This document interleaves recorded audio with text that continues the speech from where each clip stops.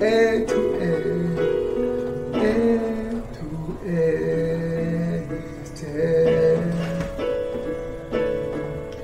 and time is in his hand, beginning and the end, beginning and the end. Oh, the God had dreamed what a spirit sound, the lion and the dead, the lion and the dead. How can Saka see me? How can Saka and always see? How can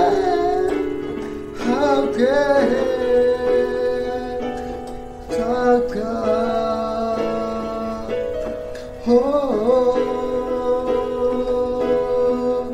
how can sing with me? How can Saka? Oh, she how can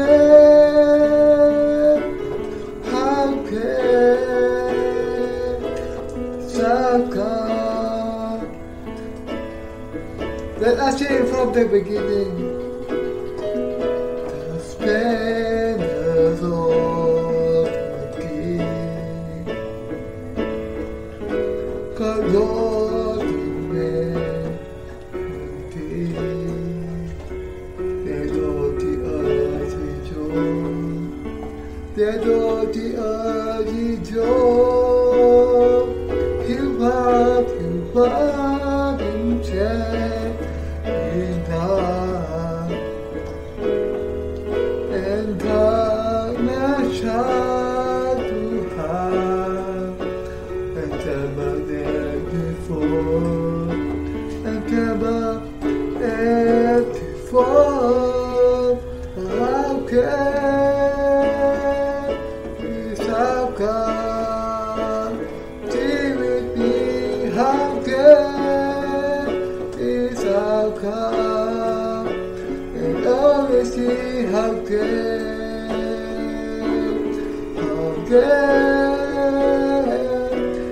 Saka?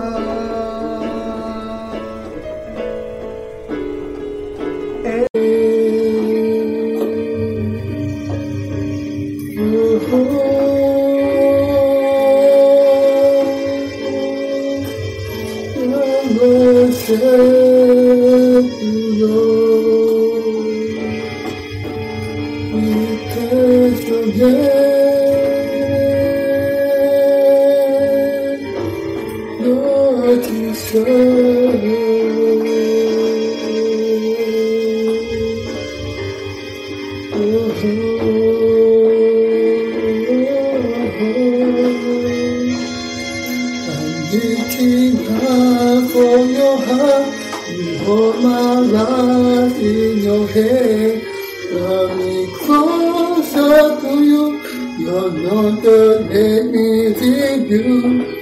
Nothing compared to the best, where I can see you face to face. And only is beginning true. Oh.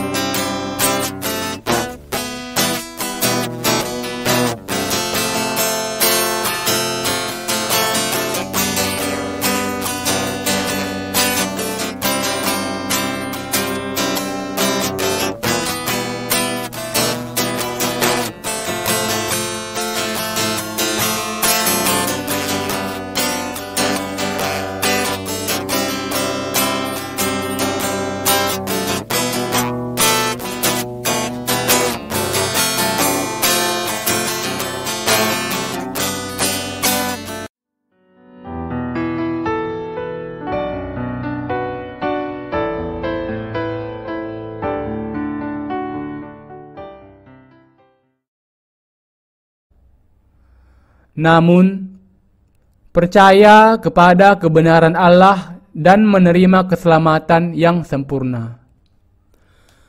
Yesus dibaptiskan untuk menanggung segala dosa dunia ke atas dirinya dan disalibkan untuk dihakimi bagi dunia sekali untuk seterusnya. Penebusan hanya bisa diterima dengan percaya kepada baptisan Yesus dan darahnya.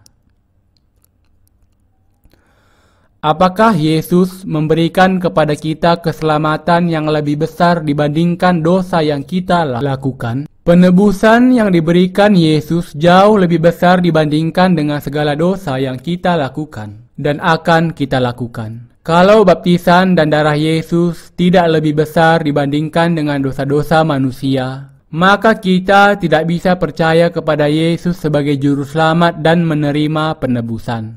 Namun, kebaikan Tuhan begitu besar sampai Ia menanggung segala dosa dunia sekaligus melalui baptisannya. Demikian juga, pintu surga terbuka lebar, tetapi tidak seorang pun yang bisa memasuki pintu itu tanpa percaya Injil air dan roh. Anda bisa melawan mereka yang percaya kepada Injil air dan roh, tetapi Anda tidak bisa bersembunyi dari penghakiman Allah yang mengerikan. Karena itu, jangan berpikir bahwa Anda bisa menang melawan iman kepada baptisan dan darah Yesus yang melaluinya kebenaran Allah digenapi. Banyak mereka yang melawan Injil air dan roh juga melawan Rasul Paulus. Tetapi tidak seorang pun yang bisa mengatakan bahwa Injil air dan roh yang dipercayai Paulus itu sebagai sesuatu yang keliru.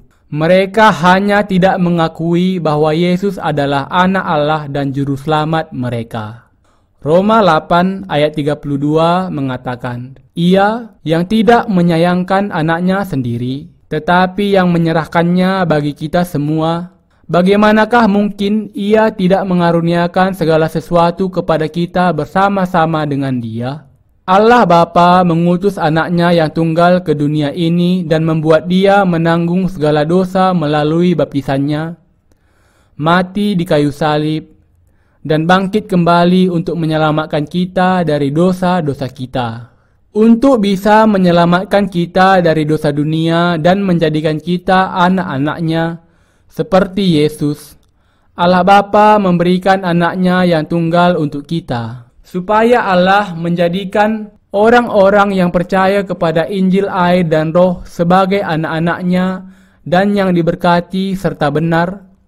Ia sudah mengutus anaknya yang tunggal untuk dibaptiskan. Allah sudah merencanakan untuk mencurahkan kepada manusia semua berkat surgawi dan Injil air dan roh. Salah satu dari berkat itu adalah menjadi anaknya dengan percaya kepada Injil air dan roh. Ia yang tidak menyayangkan anaknya sendiri, tetapi yang menyerahkannya bagi kita semua. Bagaimanakah mungkin Ia tidak pada kita bersama-sama dengan Dia? Roma 8 ayat 32. Segala sesuatu di sini menunjuk kepada anugerah Allah. Anugerah apa? Allah memberikan kepada mereka yang menerima Yesus dan percaya kepada namanya hak menjadi anaknya, yaitu mereka yang percaya kepada Injil air dan roh dijadikan anak-anak Allah. Mereka yang percaya kepada Injil air dan roh itu tidak berdosa. Mereka orang benar dan sungguh-sungguh anak-anak Allah yang dikuduskan. Mereka yang menjadi anak-anak Allah dengan percaya kepada semua ini akan diberi anugerah kerajaan 1000 tahun dan kerajaan surga. Orang benar diberkati untuk mewarisi semua kemuliaan surga. Mengaruniakan segala sesuatu diartikan oleh beberapa orang sebagai pemberian Roh Kudus. Mereka berpikir, apakah ini berarti bahwa sekali kita percaya kepada Yesus, Roh Kudus akan diberikan secara terpisah? Ini tidak benar, karena ketika Anda percaya kepada Injil air dan roh, Anda menerima pengampunan dosa dan Roh Kudus pada waktu yang sama. Roh Kudus tidak bisa berdiam di dalam hati yang penuh dosa. Roh Kudus datang kepada kita pada saat segala dosa kita diampuni. Bagi orang percaya, ada lebih lagi selain menerima Roh Kudus. Anugerah Allah tidak berakhir sampai semua berkat surgawi diberikan kepada kita. Dengan kata lain, manusia cenderung berpikir mengenai segala macam kemampuan seperti menyembuhkan, berbahasa roh, dan bernubuat itu karunia. Tetapi karunia yang disebutkan di dalam bagian ini menyinggung mengenai semua hal surgawi yang dimiliki Bapa kita.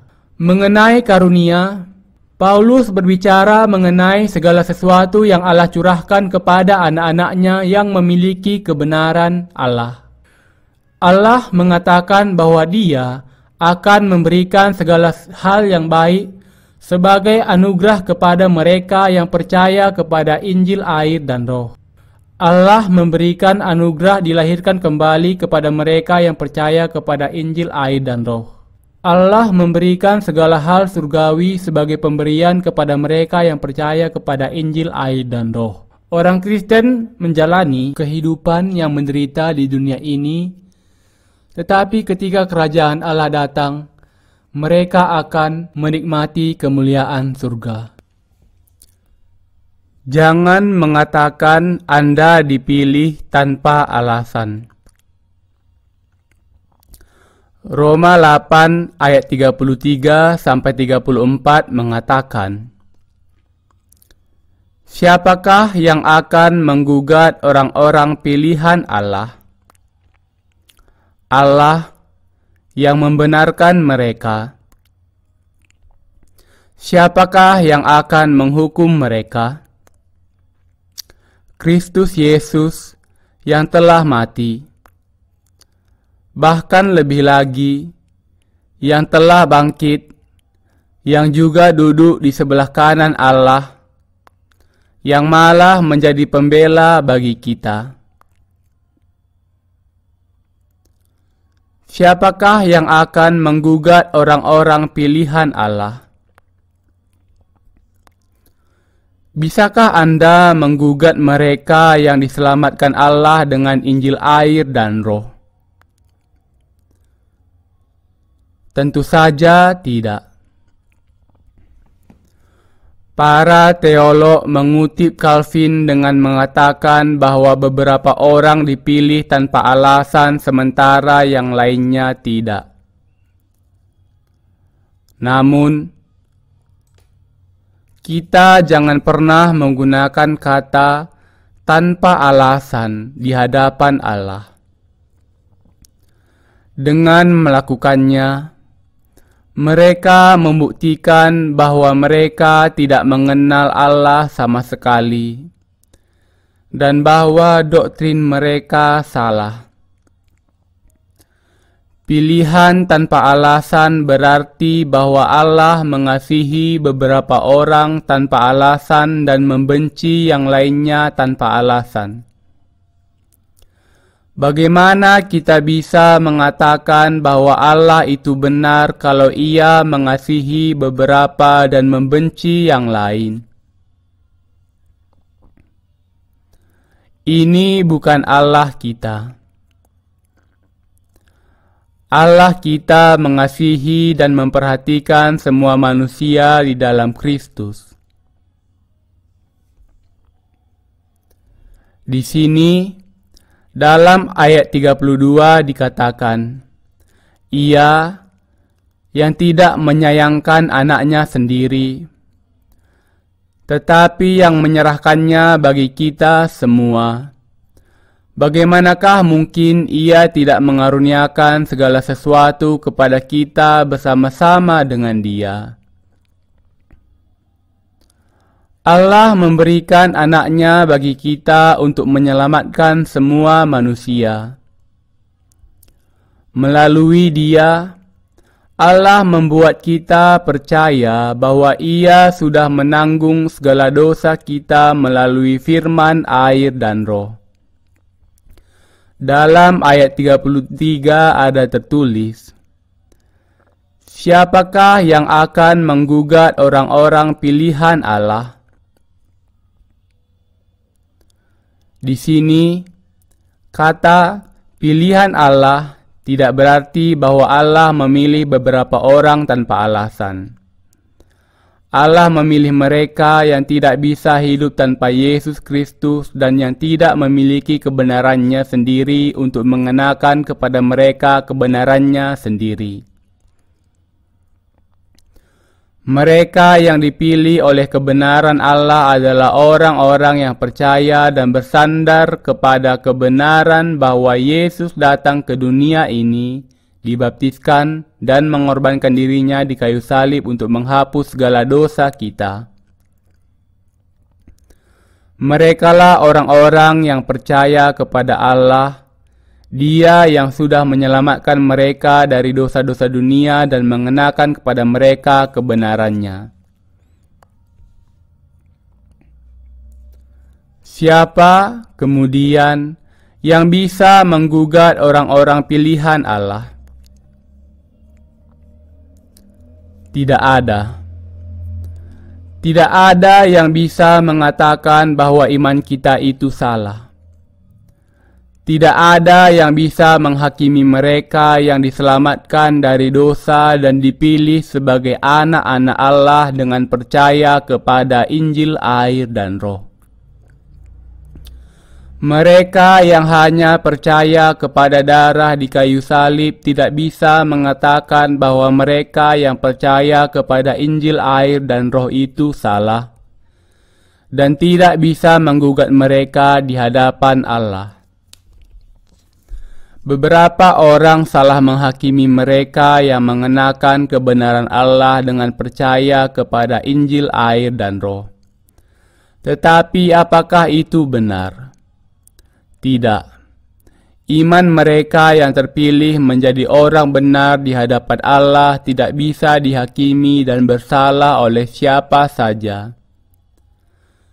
Siapa yang bisa mengatakan bahwa mereka yang percaya kepada Injil, air, dan Roh itu orang benar dan salah menghakimi iman mereka?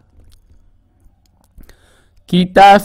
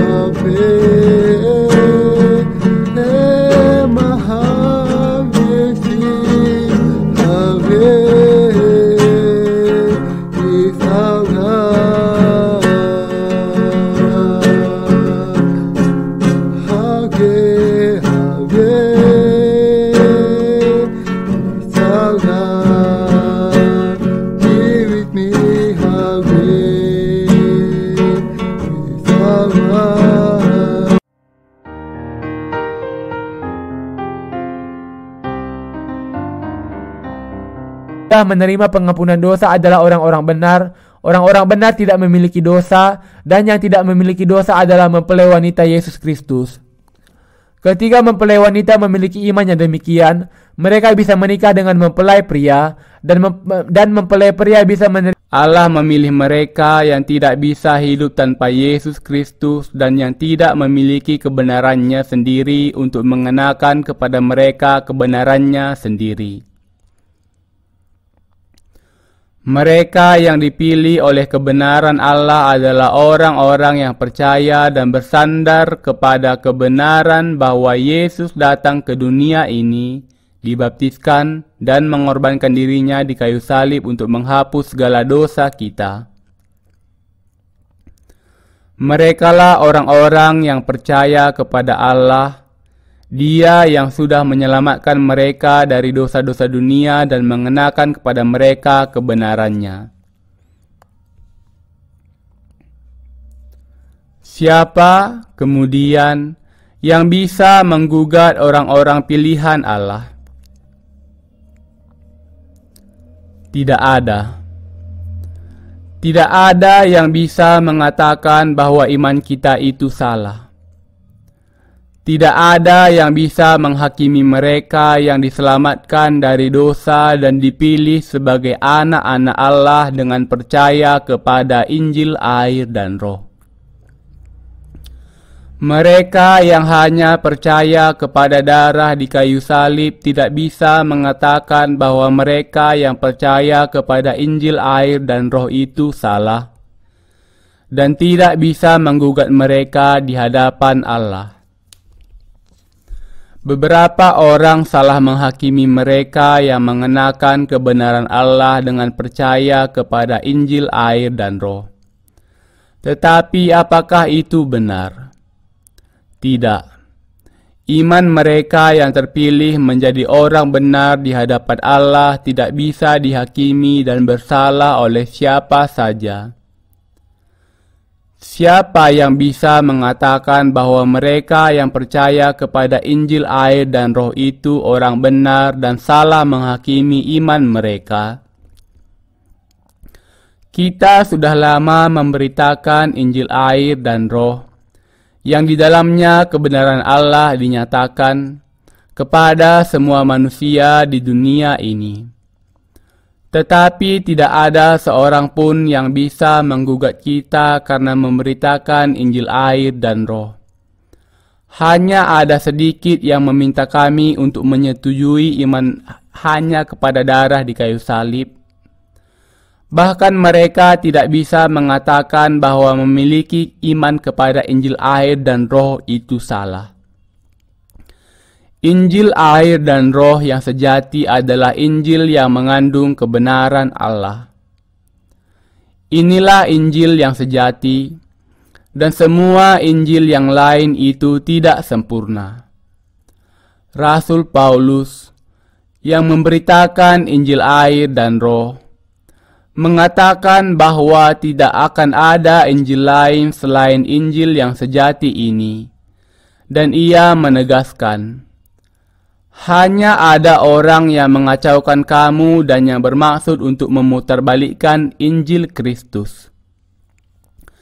Tetapi sekalipun kami atau seorang malaikat dari sorga yang memberitakan kepada kamu suatu Injil yang berbeda dengan Injil yang telah kami beritakan kepadamu, terkutuklah dia. Seperti yang telah kami katakan dahulu, sekarang kukatakan sekali lagi, jikalau ada orang yang memberitakan kepadamu suatu Injil yang berbeda dengan apa yang telah kamu terima, terkutuklah dia. Galatia 1 ayat 7-9. Tidak seorang pun bisa mengatakan bahwa Injil, air, dan Roh itu secara alkitabiah salah. Mereka yang tidak percaya kepada Injil, air, dan Roh itu melawannya. Kalau Anda percaya bahwa Injil, air, dan Roh yang diberikan Allah itu salah, coba saja lanjutkan protes kepada Allah. Kita juga harus dan bisa melawan ketidaksempurnaan Injil palsu yang hanya menekankan darah di kayu salib. Bagaimana mungkin Yesus disalibkan bagi dosa-dosa kita tanpa terlebih dahulu menanggung semuanya melalui baptisannya? Jangan mengatakan bahwa orang yang percaya kepada kebenaran Allah memiliki dosa. Menggugat berarti meminta diadakannya penghakiman. Satu-satunya yang bisa menggugat mereka yang percaya kepada Injil air dan Roh adalah para penjahat. Mereka yang percaya kepada Injil air dan Roh memiliki iman kepada kebenaran Allah.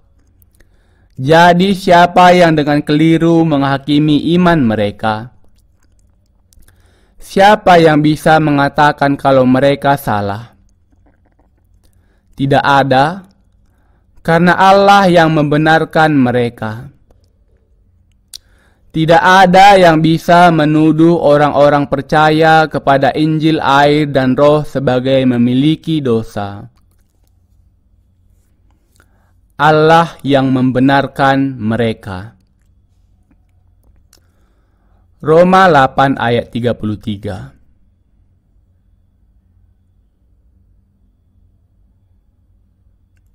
Siapa yang bisa menyatakan orang yang percaya kepada Injil air dan Roh sebagai tidak berdosa? Hanya Allah. Ia menyatakan dengan kebenarannya bahwa orang yang percaya kepada Injil air dan Roh itu dibenarkan. Dibenarkan tidak bisa diterapkan bagi mereka yang masih memiliki dosa, tetapi bisa diaplikasikan bagi mereka yang dosa-dosanya sudah diampuni, menjadikannya tidak berdosa dan dibenarkan. Ketika Allah mengatakan bahwa orang-orang yang percaya kepada Injil air dan Roh itu tidak berdosa, siapa yang berani mengatakan kalau mereka salah dan tidak memiliki kebenaran Allah? Tidak ada teolog di dunia ini yang bisa mengatakannya. Kekristenan zaman ini sudah dicemari dengan doktrin pengudusan yang mencoba mencapai kekudusan agama. Seorang teolog di Inggris setelah bertanya, apakah gereja Allah suci? Menyatakan bahwa gereja Allah juga memiliki cacat. Jelas, teolog ini tidak mengenal Injil air dan Roh dan tidak memiliki iman kepada kebenaran Allah.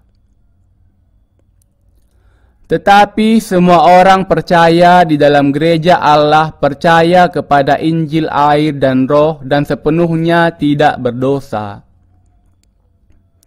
Meskipun ia lemah di dalam daging, ia tetap sempurna dan orang benar Allah yang tidak bercacat. Apakah semua manusia di dalam gereja Allah tidak berdosa? Ya. Gereja adalah tempat di mana orang percaya yang disucikan dan tanpa dosa berkumpul bersama di dalam Kristus. Kalau orang-orang percaya memiliki dosa, berarti mereka bukan anak-anak Allah.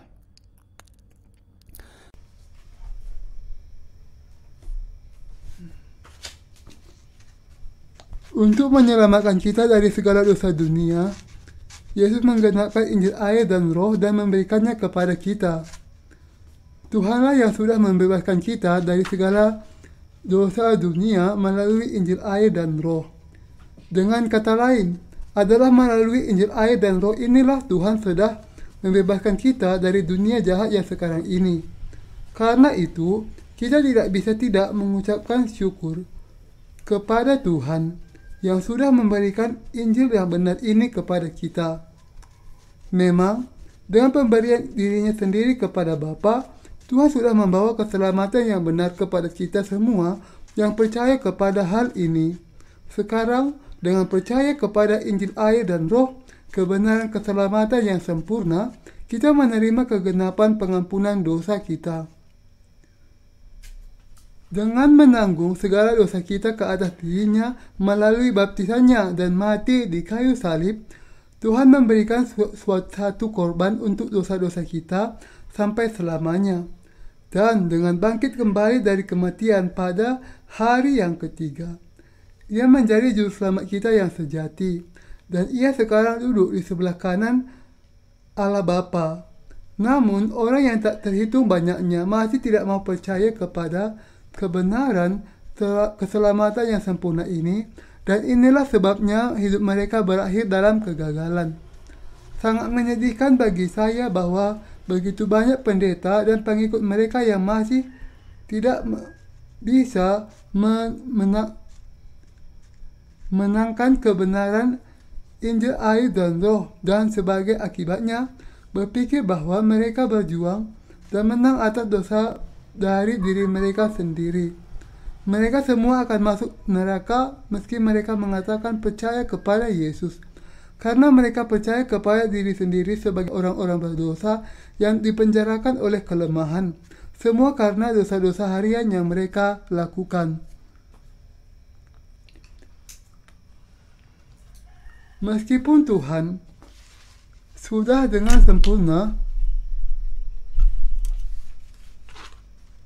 menyelamatkan semua orang dengan Injil air dan roh, apa guna itu kalau orang-orang itu tidak mau percaya kepada Injil air dan roh dan masih mempertahankan dosa-dosa mereka? Sekarang, yang harus kita pahami adalah bahwa Tuhan sudah menggenapkan keselamatan kekal kita dengan Injil air dan roh.